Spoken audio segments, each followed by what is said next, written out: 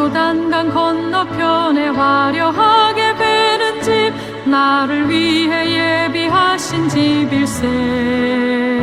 강가에는 생명나무 꽃이 만발하였네. 주의 얼굴 그곳에서 배우리.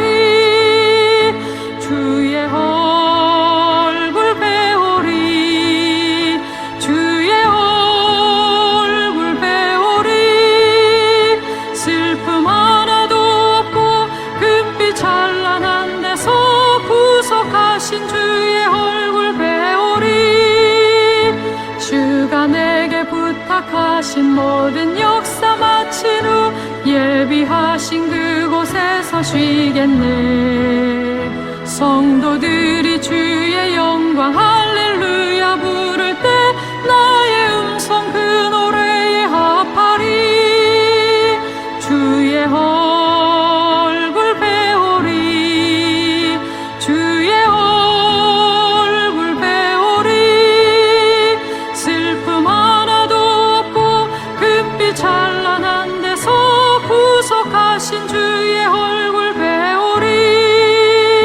먼저 떠나 그곳에 간 사랑하는 친구들, 나를 기다리고 있으리로다. 세상 길을 다 간 후에 나도 거기 올라가 그 집에서 우리 함께 살겠네. 주의 얼굴 배우리. 주의 얼굴 배우리. 슬픔 하나도 없고 금빛 찬란한 데서 구속하신 주의 얼굴 배우리. 이 세상에 머물 동안 주의 일을 힘쓰며 주의 구원함과 은총 전하고, 나의 생명 마치는 날 저 본향에 올라가 주의 얼굴 그곳에서 배우리. 주의 얼굴 배우리. 주의 얼굴 배우리. 슬픔 하나도 없고 금빛 찬란한 데서 구속하신 주의 얼굴 배우리.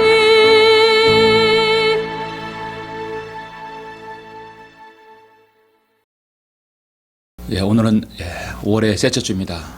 5월의 셋째 주 하나님 말씀을 보시겠습니다. 하나님 말씀 고린도 전서 15장을 보시겠습니다. 오늘은 하나님 말씀 고린도 전서 15장 29절부터 34절까지 말씀입니다. 신약성경에서 정말 중요하고도 또 때로는 이렇게 이해가 가기 어려운 구절일 수 있습니다. 오늘 이 말씀을 같이 한번 보도록 하겠습니다. 고린도전서 15장 29절부터 34절까지 말씀입니다. 제가 봉독해 올리겠습니다. 만일 죽은 자들이 도무지 살아나지 못한다면 죽은 자들을 인하여 침례를 받는 사람들은 무슨 일을 하겠느냐? 어찌하여 그들이 죽은 자들을 인하여 침례를 받겠느냐? 또 우리가 어찌하여 매 시간 위험에 처해야 하겠느냐? 내가 그리스도 예수 우리 주 안에서 지니고 있는 너희의 자랑으로서 단언하노니 나는 매일 죽노라. 나는 매일 죽노라. 내가 만일 사람들의 방식대로 에베소에서 짐승들과 싸웠다면 내게 무슨 유익이 있으리요? 만일 죽은 자들이 살아나지 못한다면 우리도 먹고 마시자. 내리면 죽으리라고 하였으리라. 묘되지 말라. 악한 사귐은 좋은 행실을 부패시키느니라. 의에 대하여 깨어있고 죄를 짓지 말라. 어떤 자들에게는 하나님의 지식이 없기에 내가 너희를 부끄럽게 하려고 이 말을 하노라. 사도 바울의 서신서 중에 하나입니다. 오늘 말씀이 위해서 잠시 함께 기도하고 설교를 듣겠습니다. 기도하시겠습니다. 존귀하시고 거룩하신 아버지 하나님, 감사를 드립니다. 우리 주 예수 그리스도의 거룩하신 피로 구속받은 사랑하는 지체들, 주님께서 여러 모양으로 불러주셔서 경배를 드릴 수 있도록 인도해 주심을 감사합니다. 홀로 가정에서 또 사무실에서 또 지역교회에서 경배드리는 모든 소중한 성도들 주님께서 함께 해주시고 오늘의 이 귀한 주일의 경배를 통해서 무엇인가 하나를 마음판에 잘 말씀으로 새기고 돌아갈 수 있도록 인도하여 주시길 원합니다. 끊임없이 마귀가 나 자신의 육신과 생각과 또 영적인 공격들을 행하고 있는 요즘 아버지 하나님, 이 마지막 시대 우리가 승리하기 위해서 무엇이 필요한지 오늘 말씀을 통해 귀한 진리의 말씀을 마음판에 새길 수 있도록 인도하여 주시길 원합니다. 선생님께서 온전히 이 말씀을 주장해 주시고 함께해 주시옵소서. 주 예수 그리스도 이름으로 기도드렸습니다. 아멘. 오늘 말씀의 제목은 매일 죽어야 되는 사람으로 정했습니다. 매일 죽어야 되는 사람이란 제목으로 설교를 하고자 합니다. 한국 사람들은 잘 쓰는 말 중에 하나가 있습니다. 바로 죽겠다는 말입니다. 여러분도 생활 중에 혹시 죽겠다는 말 자주 하시죠? 또 한 번씩이라도 다 해봤을 것입니다. 좋아 죽겠다, 배불러 죽겠다, 웃겨 죽겠다, 힘들어 죽겠다, 피곤해 죽겠다, 짜증나서 죽겠다. 뭐 죽겠다는 말이 얼마나 많이 있습니까? 자, 그렇게 죽겠다는 말 많이 하는 부류가 바로 우리 한국 사람이 아닌가 생각합니다. 정말 우리가 자주 쓰는 말입니다. 정말 여러분 죽으면 어떻게 되겠습니까? 다시 이 세상을 살아갈 수 없습니다. 저는 정말 오늘 매일 죽어야 되는 사람을 여러분에게 소개하려고 합니다. 여러분, 기독교 신앙은 자신을 부인하는 신앙입니다. 자신을 부정하는 종교이죠. 신앙생활은 끊임없이 자기를 부정하는 생활입니다.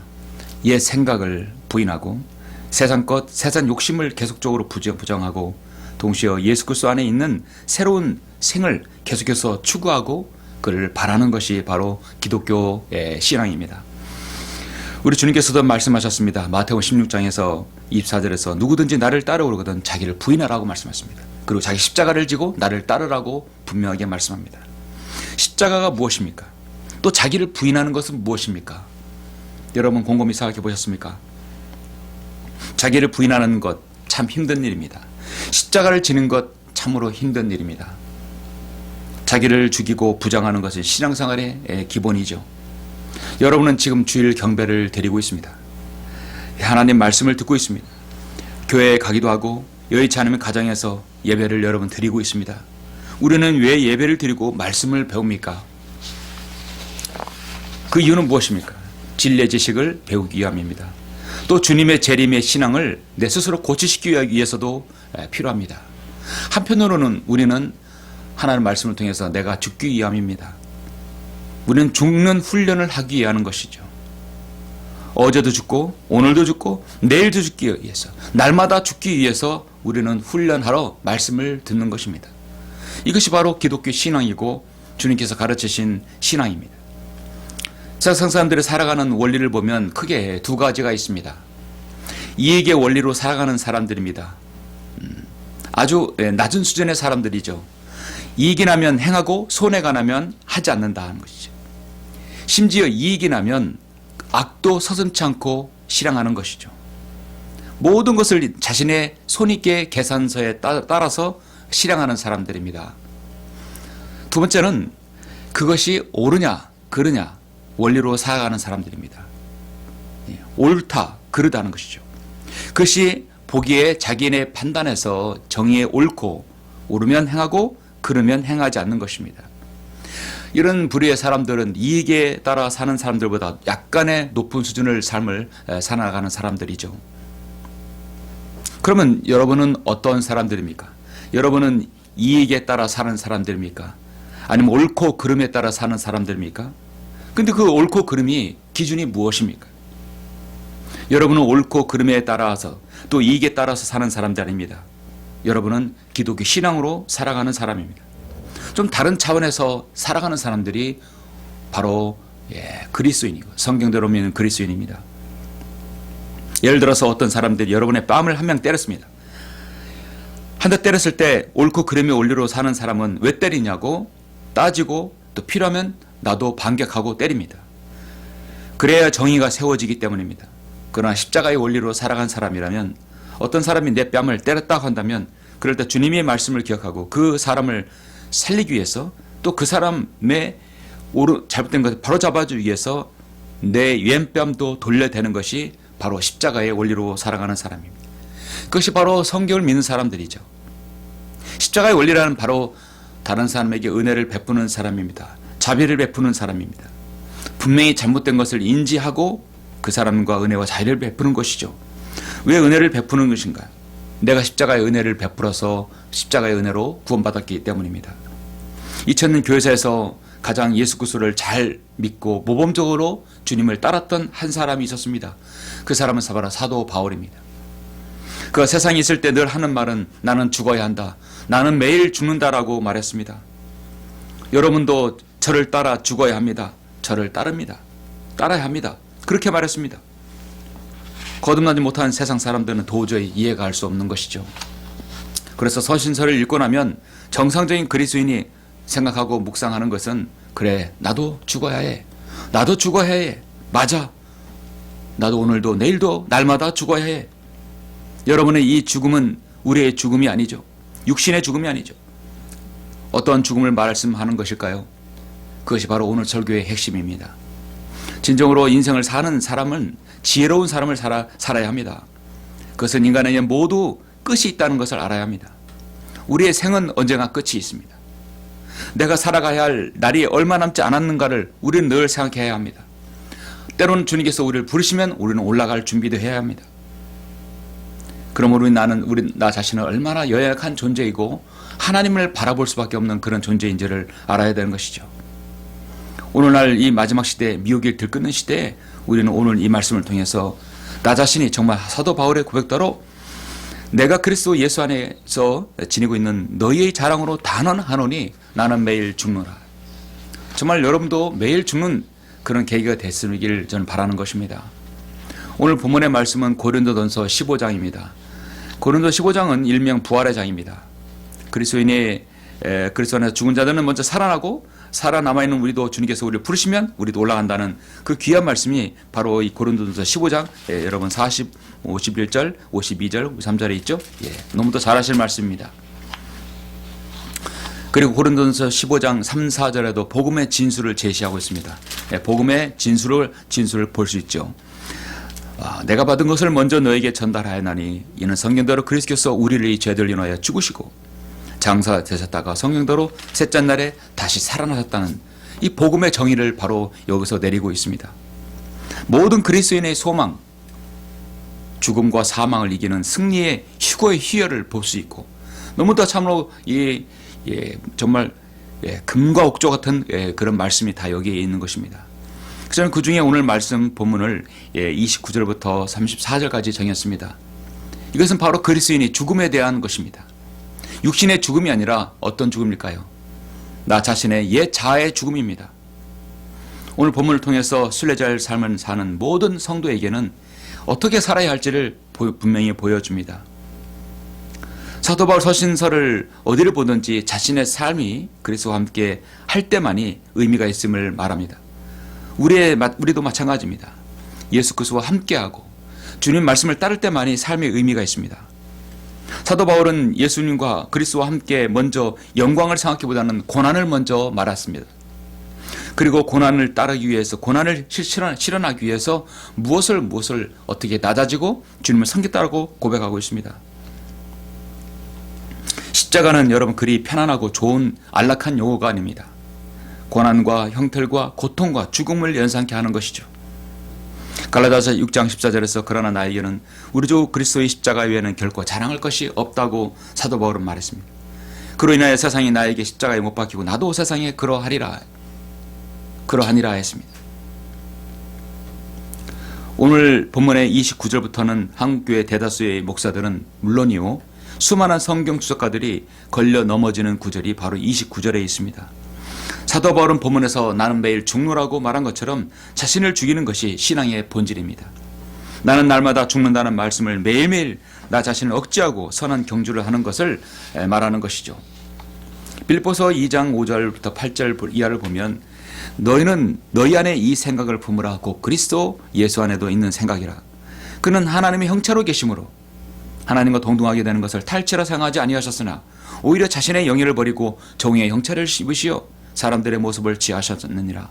그래야 사람과 같은 모양으로 나타나셔서 자신을 낮추시고 죽음에까지 순종하셨으니 십자가의 죽음에까지라고 말씀하고 있습니다. 주님은 자신이 십자가에서 완전히 죽으시기까지 하나님께 복종했던 것을 알 수 있습니다. 여러분 구약의 욥을 아십니까? 욥은 온전하고 정직하여 하나님을 경외하고 악에서 떠난 자였지만 욥이 고난을 당했을 때 그의 친구들은 욥의 죄 때문이라고 지적합니다. 욥은 자기가 시련을 당할 만한 큰 잘못이 없다고 말합니다. 그러나 욥은 전능하신 하나님과 대화하면서 자기 자신이 죄인이라는 것을 깨닫고 회개합니다. 그리고 얼마나 자신이 의로 사로잡혀 있는지를 깨닫게 됩니다. 그리고 그것을 고백했을 때 2배의 축복을 받게 되죠. 우리의 믿음 생활은 예수 그리스도를 따라가는 것이고 나 자신을 복종시키고 끊임없이 나를 죽이는 생활입니다. 자신을 죽이는 것만큼 예수님을 따라가는 삶은 없습니다. 우리 인생은 죽음을 향해 달려가고 멈추지 않는 열차와도 같습니다. 성경대로 믿는 그리스도인은 우리 그리스도인은 날마다 산다는 것은 날마다 죽는다는 것이죠. 잘 사느냐 못 사느냐가 중요합니다. 여러분의 집이 있느냐 없느냐가 중요하지 않습니다. 부자로 사느냐 가난하게 사느냐 중요하지 않습니다. 사람에게 생명이 없으면 돈이나 명예와 권력과 쾌락과 지식과 이 모든 것은 아무 소용이 없기 때문입니다. 고작 우리 60년 70년 생애가 바로 여러분의 영원한 여러분 그 생과 연관되어 있다는 것이죠. 60년 70년 아무리 잘 살고 여러분 풍족하게 살아도 구원받지 못한 삶은 영원한 저주에 불과한 것입니다. 여러분 오늘 사도 바울의 고백대로 나는 매일 죽노라고 오늘 31절에서 고백하고 살아가십니까? 또 그렇게 하려고 살아가십니까? 사람들은 먹고 마시고 살아가기 위해서 발버둥치는 삶을 살아갑니다. 나는 날마다 살고 살아가고 있다는 사람들은 나는 먹고 위해서 살기 위해서 생활하기 위해서 사는 사람입니다. 그러나 여러분은 그렇지 않습니다. 여러분은 날마다 죽겠다고 날마다 죽으려고 하는 사람입니다. 나는 매일 죽노라고 사도 바울의 고백대로 여러분은 살아가는 사람입니다. 세상의 일 먹기 위해서, 생업을 위해서, 직장을 위해서, 자신의 육신의 만족을 위해서, 탐욕을 위해서, 온갖 육신적인 일들에서 아둥바둥 살아가는 사람들을 여러분 많이 보죠. 그런 사람들이 바로 자연인입니다. 성경에 말씀하는 자연인인 것이죠. 그러나 우리는 예수 그리스도 안에서 새 생명을 가지고 성경대로 믿고 실행하는 그리스도인을 말합니다. 얼마나 현명한 삶입니까? 어리석은 사람은 날마다 산다는 것만 생각하지만 현명한 사람은 날마다 죽는 것을 생각하는 것이죠.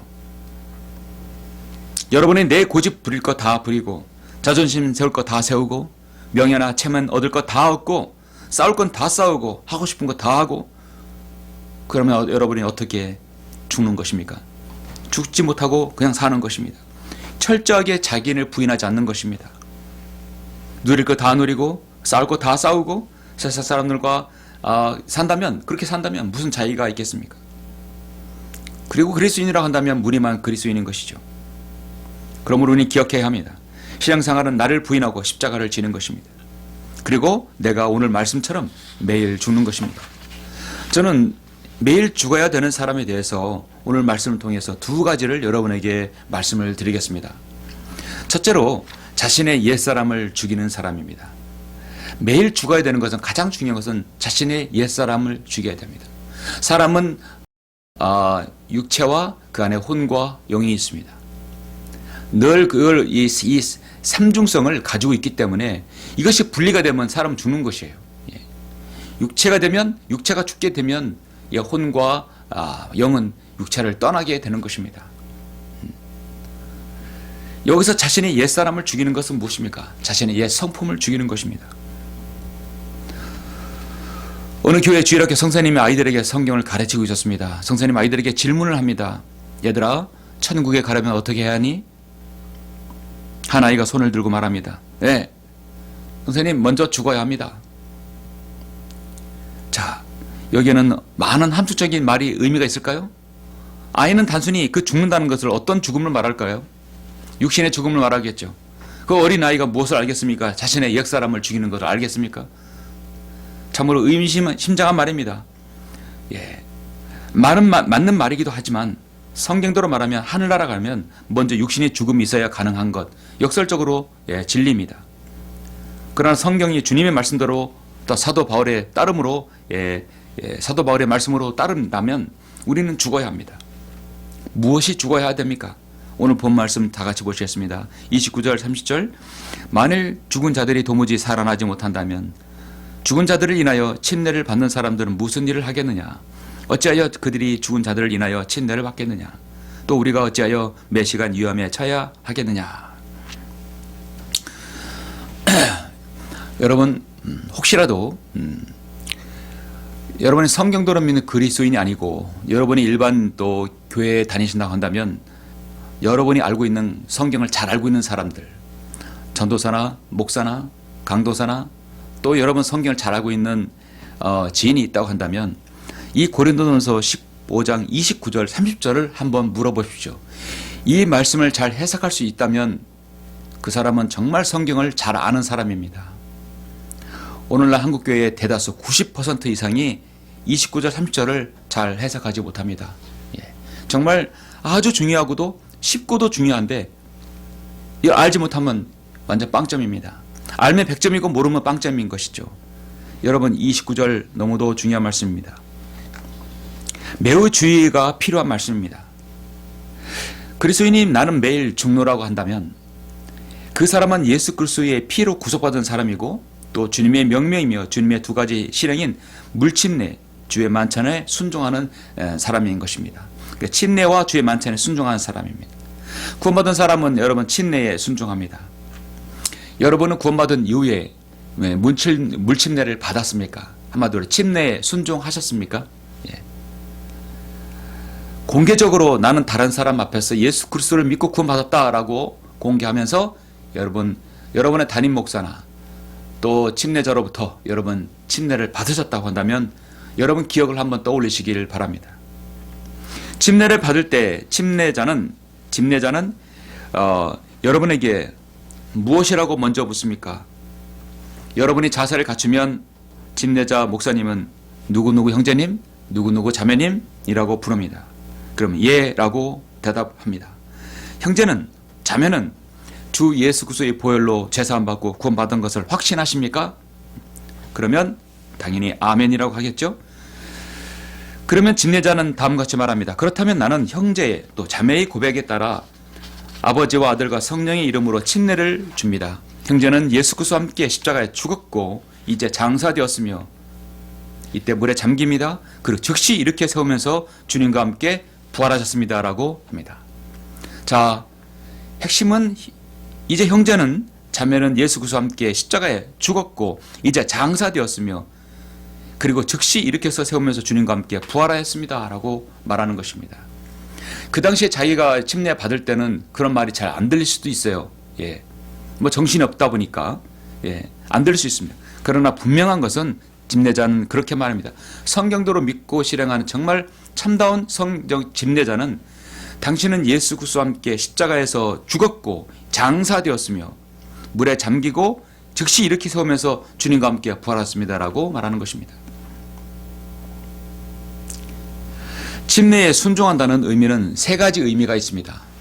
첫 번째로는 내가 예수 그리스도의 피로 구속받았음을 다른 사람 앞에서 공개적으로 간증하는 것입니다. 나는 그리스도인입니다 라고 말하는 것입니다. 두 번째는 우리는 자신이 육체가 죽어도 내가 언젠가는 주님 같은 모습으로 변모하여 부활할 것을 간증하는 것입니다. 내가 죽어도 살아난다는 걸 말하는 것이 그 믿음의 확신이죠. 세 번째로는 자신의 옛 육신의 모든 것은 십자가에 못을 박아서 죽었음을 공개적으로 알리는 것입니다. 그래요, 나는 죽었습니다. 나 누구는 죽었습니다. 나는 죽어야 하는 사람입니다 라고 말하는 것입니다. 그래서 그리스도인의 물침례는 베드로전서 3장 21절에서 물은 예수 그리스도의 부활하심으로 인하여 이제 우리를 구하는 모형이니 곧 침례라. 이것은 육체의 더러움을 제거하는 것이 아니라 하나님을 향한 선한 양심의 응답이라 말씀하고 있습니다. 여러분은 침례를 받았기 때문에 구원받은 것이 아니라 구원받았기 때문에 침례를 받는 것입니다. 그러므로 그리스도인의 이 물침례는 우리가 죽음 안으로 침례를 받아 그와 함께 장사되었으니 이는 아버지의 영광으로 인하여 그리스도께서 죽은 자들로부터 일으켜 주심과 같이 우리도 또한 생명의 새로운 가운데 행하게 하려 함이니라. 만일 우리가 그의 죽으심의 모양으로 함께 심겨졌다면 또한 그의 부활하심의 모양과 같이 되리라는 자신의 부활신앙을 증명하는 공개적인 시간인 것입니다. 그래서 29절을 여러분 다 같이 한번 제가 분석을 해보면 다음과 같습니다. 이 29절 보시면 만일 죽은 자들이 도무지 살아나지 못한다면 죽은 자들을 인하여 침례를 받는 사람들은 무슨 일을 하겠느냐? 어찌하여 그들이 죽은 자들을 인하여 침례를 받겠느냐? 이것은 상당히 많은 그 성경들에서 변개가 되었습니다. 개역 개정판도 그렇고요, 킹제임스 흠정력도 그렇고 대다수의 변개된 성경들이 이 말씀과 같지 않습니다. 자, 이 부분을 몰몬교들은 이런 식으로 해석합니다. 만일 죽은 자들이 도무지 살아나지 못한다면 어찌하여 죽은 동료들을 대신하여 침례를 받는다는 말이냐라고 해석합니다. 몰몬교들은 죽은 자를 대신해서 또 침례까지 받는 사람들입니다. 그러니까 죽은 자들을 위해서 대신 침례받으면 그들의 죄가, 죽은 자들의 죄가 용서받는다고 생각하는 희한한 교리를 가지고 있는 것이 몰몬교입니다. 로마 카톨릭과 한국의 개신교의 대다수가 이렇게 사실 읽습니다. 왜냐하면 개역 개정판과 개역 성경은 이렇게 성경이 변개가 되었습니다. 자, 올바른 성경은 이렇게 본문처럼 제시되어 있어도, 자, 성경이 변개되면 이렇게 됩니다. 만일 죽은 자들이 도무지 살아나지 못한다면 죽은 자들을 위하여 세례를 받는 자들이 무엇을 하겠느냐? 어찌하여 저희를 위하여 침례를 받느냐? 아주 무시무시한 말씀이 되는 거죠. 만일 죽은 자들이 도무지 다시 살아나지 못하면, 부활하지 못한다면 죽은 자들을 위하여 세례를 받는 자들이 무엇을 하겠느냐? 어떻게 죽은 자를 위하여 세례를 받겠습니까? 어찌하여 저희를 위하여 세례를 받느냐? 요즘 한참 문제가 되는 흠정력 성경도 똑같이 번역되어 있습니다. 만일 죽은 자들이 결코 일어나지 아니한다면 죽은 자들을 대체하여 침례를 받는 자들이 무엇을 하겠느냐? 세례와 침례 요것만 바꿔치기하고 똑같습니다. 그래서 흠정력은 문제가 많은 성경입니다. 그러니까 심지어 그 무덤에다가 물을 뿌려야 한다는 결론에 이르는 것이죠. 성경이 변기됨으로써 죽은 자들을 위해 세례받고 침례받는 희한한 교리가 만들어지는 것입니다. 정확히 말씀드리자면 지금 사도 바울은 부활의 장에서 그리스도인이 만일 죽은 자들이 도무지 살아나지 못한다면 죽었다가 생물학적으로 죽었다가 살아나지 못한다면, 부활하지 못한다면 어찌하여 물침례를 통하여 자신의 옛사람이 장사되어서 예수 그리스도 안으로 침례받는다는 걸 공개적으로 간증하느냐 이겁니다. 부활하지 못할 신앙이라면 왜 침례를 받느냐 이거죠. 나중에 부활하지 못할 거면 무엇하러 자신의 옛사람이 죽었다며 침례를 받느냐 이거죠. 나의 옛사람은 이미 십자가에 못 박혀서 죽었고 처형시켰기 때문에 더 이상 나는 옛날의 나가 아니라는 것입니다. 바로 그것을 말씀하는 것입니다. 이것이 바로 올바른 고린도전서 15장 29절의 해석입니다. 그래서 성경에서 뭐뭐를 인하여라고 하면 이하여 해석하는 것이 아니라 뭐뭐하기 때문에로 해석해야 됩니다. 만일 죽은 자들이 도무지 살아나지 못한다면 죽은 자들 때문에, 내가 십자가에 죽었기 때문에 십자가 침례를 받는 사람들이 무슨 일을 하겠느냐는 것이요.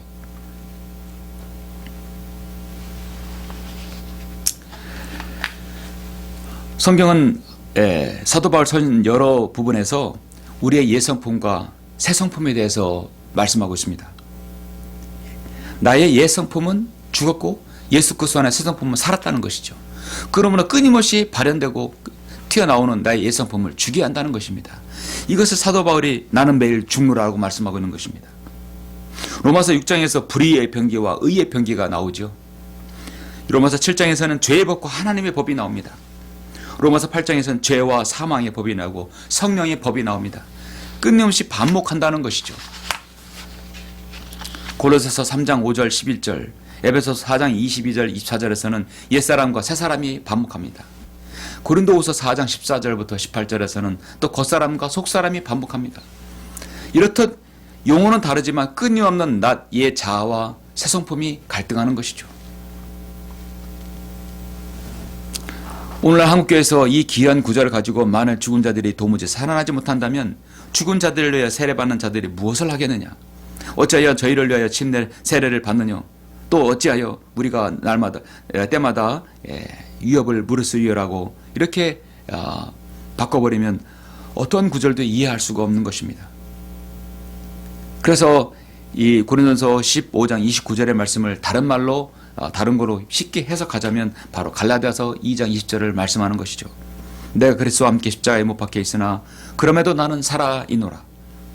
그러나 내가 사는 것이 아니요 그리스도 안에서 내 안에 사는 것이라. 사시는 것이라. 내가 이제 육신 안에서 사는 삶은 나를 사랑하셔 나를 위하여 자신을 주신 하나님의 아들을 위한 믿음으로 사는 것이라고 말씀하고 있는 것입니다. 매일 죽어야 되는 사람, 그 의미는 두 번째로 의에 대하여 끼어있는 사람입니다. 바로 의에 대하여, 죄에는 죽고 의에 대하여 끼어있는 사람을 말하는 것입니다. 여러분 계속해서 31절, 34절까지 보시죠. 내가 그리스도 예수 안에서 우리 주 안에서 지니고 있는 너희의 자랑으로 단언하느니 나는 매일 죽노라. 내가 만일 사람들의 방식대로 에베소에서 짐승들과 싸웠다면 이 짐승이 아주 여러분 들에 사고 이렇게 여러분 숲에 사는 그런 동물들 짐승이 아닙니다. 육신의 성향으로 살아가는 자연인을 말하는 것입니다. 싸웠다면 내게 무슨 유익이 있으리요. 만일 죽은 자들이 살아나지 못한다면 우리도 먹고 마시자 내일이면 죽으리라고 하였으리라. 미혹되지 말라. 악한 사귐은 좋은 행실을 부패시키느니라. 의에 대하여 깨어있고 죄를 짓지 말라. 어떤 자들에게는 하나님의 지식이 없기에 내가 너희를 부끄럽게 하려고 이 말을 하노라 말씀하고 있습니다. 여러분 인간에게 미혹이 생기는 것은 왜 그렇습니까? 왜 인간에게 미혹이 생깁니까? 인간은 근본적으로 탐욕이 있기 때문입니다. 각가지 성향이 있고 자기가 원하고 싶은 것이 하고 싶은 것이 있죠.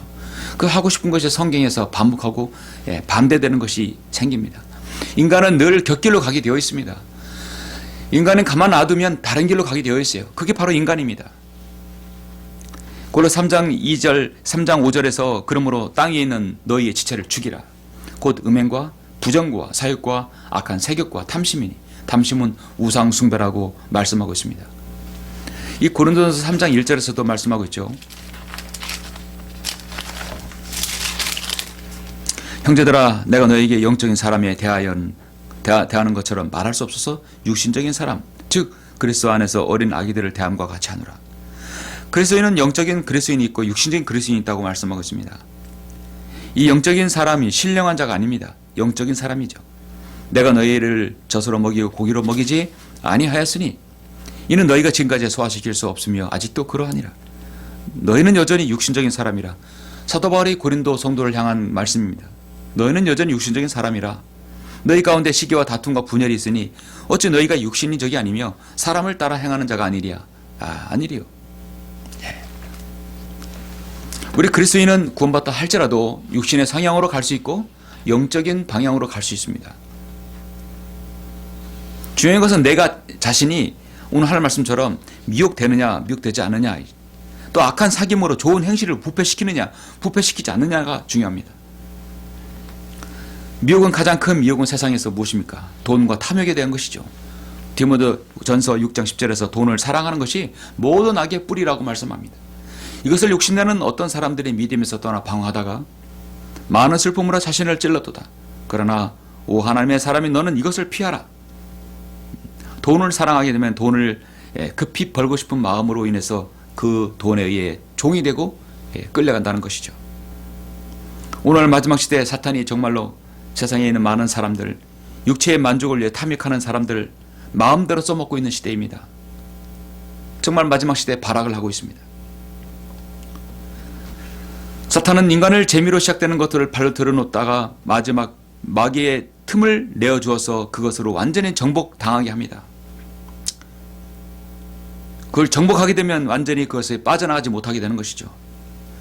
탐욕이 생깁니다. 탐욕의 끝은 바로 파멸입니다. 그 탐욕을 만족시키기 위해서 자신을 죽이지 않고 자신을 살려두는 것이죠.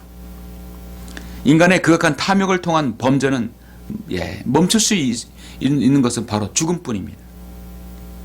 때론 하나님께서 그래서 육신의 죽음을 또 줄 수도 있는 것이죠. 인간은 법률로 정했습니다. 더 이상 극악한 범죄를 저지르지 못하도록 사형제를 만들어 놓고 사형을 시킵니다. 우리나라는 사형제가 있지만 사실 사형제 폐지과 다름없죠. 사형을 집행하지 않기 때문입니다.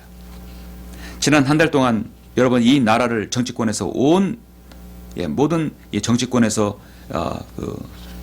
사람들을 마음을 정말 분개하고 나를 뒤집어 놓은 단어가 하나 있었습니다.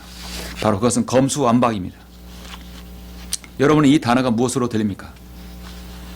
저에게는 이렇게 들립니다. 죄를 지으면 죄의 대가를 받아야 하는데 검찰의 기소와 수사권을 없애겠다는 것입니다. 고위 정치인들, 관료들은 죄의 대가를 안 받겠다는 것입니다. 죄를 짓고 계속 활개치고 살아보겠다는 것이죠. 죽지 않겠다는 겁니다. 정말 여의도에 있는 정치인들은 오늘날 그리스도인의 삶과는 완전히 다른 차원의 삶을 살아갑니다. 아니죠? 일반인과는 완전히 다른 삶을 살아가는 것이죠. 죄를 짓고도 피해보겠다는 것입니다. 마지막 청와대를 떠나는 그 순간에도 죄를 짓고 떠나는 것이죠. 그리고 감옥에 가지 않겠다는 것입니다.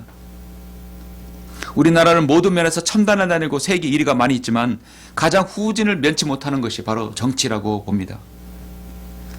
여러분 신앙생활이 무엇입니까? 신앙생활은 끊임없는 자기 자신을 죽이는 것입니다. 옛사람을 부정하는 삶입니다. 그게 바로 신앙생활입니다. 우리에게 중요한 문제가 있습니다. 죽어야 하는데 죽지 못하는 것이죠. 끊어야 하는데 끊지 못하는 것입니다. 언덕 얼마나 안타까우면 주님께서 우리 제자들을 향해서 말씀하십니까? 누구든지 나를 따라오거든 자기를 부인하고 자기 십자가를 지고 나를 따르라. 자기를 부인하고 자기 십자가를 지라는 것입니다. 사도 바울은 디모데후서 4장 7절 8절에서 내가 선한 싸움을 싸우고 달려가기를 마치고 믿음을 지켰다고 말씀하고 있습니다. 믿음을 지켰다는 것은 끊임없이 나 자신이 죽었다는 것이죠. 이후로 나를 위하여 의의 멸류관이 마련되어 있어 의로운 재판관이신 주께서 그날에 그것을 내게 주실 것이며 또한 나뿐만 아니라 그의 나타나심을 사모하는 모든 사람에게도 주실 것이라고 말씀하고 있습니다. 자기 생명을 주님께 하나의 제물로 드린다는 것입니다. 그것이 바로 나는 매일 죽노라 하는 것입니다.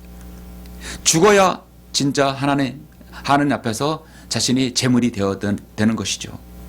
죽지 않으면 제물이 될 수 없습니다. 육신의 정욕, 안몬의 정욕, 생의 자랑, 요한일서 2장 15절의 말씀처럼 다 살아있다면 주님께 죽을 수가 없는 것입니다. 나에게는 그리스도 예수 우리 주 예수 그리스도 십자가 외에는 결코 자랑할 것이 없나니 그로 인하여 세상이 나에게 십자가에 못 박히고 나도 세상에 그러하니라. 갈라디아서 6장 4절의 말씀입니다. 그리스도인은 죽어야 사는 사람입니다. 그리스도인은 살아있는 시체와 늘 함께 있는 것이죠. 나의 옛 육신과 나의 옛 성향과 옛 자랑, 옛 것을 가지고 함께 살아가는 것입니다. 주님 앞에 갈 그 순간까지 살아가는 것입니다. 한마디로 좀비와 같이 살아가는 것이죠. 그런데 그 좀비가 살아서 또 나를 주장하는 것이 문제입니다. 그래서 사도 바울은 로마서 7장에서 오 나는 비참한 사람이로다. 여러분은 주님 앞에 기도할 때 여러분 자신을 볼 때 오 나는 비참한 사람입니다. 주님 이 비참한 사람, 이 비참한 죄인 용서해 주십시오. 이 죽일 죄인 주어 용서해 주십시오. 여러분도 그렇게 기도하시지 않습니까? 오 나는 비참한 사람이로다. 사도 바울이 이 정도니 우리는 오죽하겠습니까? 오 나는 비참한 사람이로다. 누가 이 사마의 몸에서 나를 구해낼 것인가? 그러므로 내 자신이 생각으로는 하나님의 법을 섬기지만 육신으로는 죄의 법을 섬기노라고 말씀하는 것입니다. 문제는 나의 옛 자아와 내 육신, 옛 사람이 죽어야 되는 것이죠. 그렇지 않으면 하나님의 일들의 영광을 드러낼 수 없는 것입니다. 육신은 언제나 육신일 뿐입니다. 주님께서는 마가복음 13장 5절에서 아무도 너희를 미혹하지 못하도록 주의하라. 요한일서 4장 6절에서는 우리는 하나님께 속하였으니 하나님을 아는 자는 우리의 말을 듣고 하나님께 속하지 아니한 자는 우리의 말을 듣지 않느니라. 이러므로 우리가 진리의 영과 미혹의 영을 아느니라 말씀하고 있습니다. 그래서 그리스도인일지라도 미혹의 영이 그 사람을 점유하게 되면 악한 사귐이 있게 되는 것입니다. 악한 사귐은 그래서 좋은 행실을 부패시킨다고 말씀하고 있습니다. 부패시킨 것 여러분 썩은 것입니다. 도려내야 되는 것입니다. 다시 원위치로 돌아올 수 없습니다. 그래서 34절에서 의에 대하여 깨어있고 깨어있다는 것은 선과 악을 구별하는 것입니다. 의에 대하여 깨어있다는 것은 바로 명철을 말하는 것이죠. 명철은 악과 선을 구별하는 능력입니다. 그래서 명철이 있어야만이 죄를 짓지 않는 것이죠. 선과 악을 구별하면 의도적으로 죄를 짓지 않는 것입니다. 바로 우리 그리스도인의 승리의 원리 중 가장 중요한 것입니다. 우리는 늘 지금 내가 성령으로 충만하여 성령의 힘으로부터 관장을 받고 있는 것인가, 악령으로부터 관장을 받고 있는 것인가를 늘 생각해 봐야 합니다. 난 하나님의 말씀으로 갈급하고 사모하는가? 하나님의 말씀으로 관장받고 있는가? 나는 기도하고 어떠한 이유로 인해서 기도에 게을리했다면 철저하게 그때그때 나는 자백하고 주님 앞에 나아가는 것인가? 나는 다른 성도와 다른 사람과의 예의를 지키면서 서로 존중하는 삶을 살고 있는가? 나는 죽정이가 되지 않기 위해서 늘 하나님께 경배하기 위해 또 모이고 또 이 경배의 소중함을 알고 있는 것인가? 나는 잃어버린 혼에 대한 열정이 있는 것인가? 이런 것들을 여러분 자신을 스스로 되뇌인다면 내가 죽어야 될 것입니다. 사랑하는 성도 여러분, 말씀을 읽겠습니다. 오늘 말씀에서 내가 죽는다면 여러분은 성경 로마서 12장 2절에서 말씀하고 있는 그 말씀을 실현하는 것입니다. 내가 죽어야만이 너희는 세상을 잃지 말고 너희 마음을 새롭게 함으로써 변화를 받아 하나님의 선하시고 기뻐하시고 온전하신 뜻이 무엇인지를 입증할 수 있는 것입니다. 우리는 날마다 산다고 하지만 어떤 의미에서는 날마다 죽어야 되는 사람들입니다. 그리스도인 거듭나서 구원받는 순간 자신이 죽어야 되는 사람입니다. 우리는 그래서 죽음을 향해 달려가는 사람입니다. 사도 바울이 평생에 주님을 섬기고자 신앙을 고백했던 그 고백이 바로 나는 매일 죽노라는 것입니다. 우리는 매일 다람쥐 쳇바퀴 속에 연속이며 실패와 낙담과 좌절의 연속일 수 있습니다. 그러나 우리는 포기하지 마십시오. 계속해서 앞만 보고 저 천성을 향해서 죽음을 향해 달려가는 것입니다. 여러분이 낙담과 죄로 인한 두려움과 고통, 또 때론 생활의 어려움, 여러 가지 영적인 어려움에 시달리고 있습니까? 사탄은 끊임없이 여러분은 그것을 이용해서 여러분의 신앙이 다시 한번 일어나지 못하도록 여러분을 완전히 좌절시킬 것입니다. 그럴 때 여러분 다시 일어나야 됩니다. 사탄이 원하는 것 반대로 일어나야 됩니다. 내 육신의 모든 성향을 죽여야만이 가능한 것이죠. 끊임없이 여러분을 미혹하고 끊임없이 여러분의 장점들, 여러분의 자랑거리를 들추어서 여러분을 죽지 못하게 할 것입니다. 우리는 이겨내야 됩니다. 나 자신이 육신의 병기가 아니라 의의 병기가 되어야 되는 것이죠. 나는 죽어야 합니다. 매일 죽어야 됩니다. 매일의 삶으로 승리를 장식하며 주님께 영광을 돌려야 됩니다. 나는 매일 죽어야 되는 사람입니다. 나는 매일 성령 충만한 삶으로 성령의 열매를 거둬야 되는 사람입니다. 나는 매일 죽어야 합니다. 나는 지역교회에서 또는 내 구성원에서 겸손한 지체로 다른 사람과의 성도에서 간증을 드러낼 수 있어야 됩니다. 나는 매일 죽어야 됩니다. 나는 사도 바울의 가르침대로 나 자신이 죽어서 주님의 발자취를 따라 신실한 그리스도인의 생애를 살 수 있어야 합니다. 그래서 저 하늘날 올라갔을 때 상급을 받게 될 것입니다. 누구든지 그리스도 안에 있으면 새로운 피조물이라 옛 것들은 지나가서니 보라 모든 것이 새롭게 되었다고 주님 말씀합니다. 자신이 이제 새로운 피조물이 되었다는 것을 안다고 한다면 내가 어떻게 죽어야 되는 것인가, 내가 얼마나 많이 죽어야 되는 것인가를 스스로 여러분이 그걸 알아야 되는 것이죠. 여러분의 물친에 순종하고 주의 만찬을 행하고 또 여러분이 하나님 말씀대로 순종하였다면 오늘 사도 바울의 고백대로 내가 그리스도 예수 안에서 지니고 있는 예수 우리 주 안에서 지니고 있는 너희의 자랑으로 단언하노니 나는 매일 죽노라. 죽는 그 말씀에 순종해야 할 것입니다. 마귀는 갓 거듭난 그리스도인을 소유할 수는 없지만 그를 완전히 점유해서 일평생 자신의 종으로 써먹을 수 있습니다. 구원은 받았지만 그 사람의 생애가 마귀로부터 기인한 삶을 살 수도 있는 것이죠. 구원받았다면 하나님의 바른 말씀으로 양육받고 철저히 자신을 죽이는 삶을 살아야 됩니다. 육신의 정욕과 안목의 정욕과 생의 자랑으로 그 유혹하는 것을 이겨야 되는 것이죠. 그 유혹을 넘어서면 여러분이 스스로 죽을 수 있는 것이죠. 내가 매일 죽을 수 있는 것이죠. 나를 위해 자신을 주신 하나님의 아들을 믿는 믿음으로 사는 그리스도인이 여러분 모두가 되시길 간절히 바랍니다. 그래서 정말 여러분이 미혹되지 않고 악한 사귐으로 좋은 행실을 여러분이 부패시키지 않고 의에 대하여 끼어있는 죄를 짓지 않는 어떤 누구에게도 여러분 자신 있게 자신을 간증할 수 있는 그런 그리스도인이 되어야 될 것입니다. 기도하시겠습니다.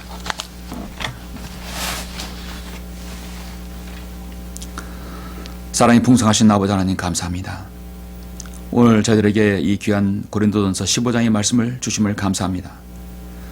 사도 바울은 의에 대하여 끼어있고 또 선과 악을 구별해서 죄를 짓지 말라고 말씀하고 있습니다. 결국은 우리는 매일 죽어야 됩니다. 죄에 대하여 죽어있고 육신에 대해 죽고 내 삶과 성향에 대해 죽어야 됩니다. 그래야 그리스도께서 나 자신을 위해 드러나고 간증을 드러낼 수 있는 삶을 살 수 있습니다. 우리가 사도 바울이 강조했던 사도 바울이 가르친 그 가르침대로 살 수 있도록 늘 인도해 주시옵소서. 그래야 아름다운 간증을 다른 사람에게 드러내어서 예수 그리스도를 증거하는 삶 될 수 있도록 인도하여 주시길 간절히 원합니다. 주 예수 그리스도 이름으로 기도드렸습니다. 아멘.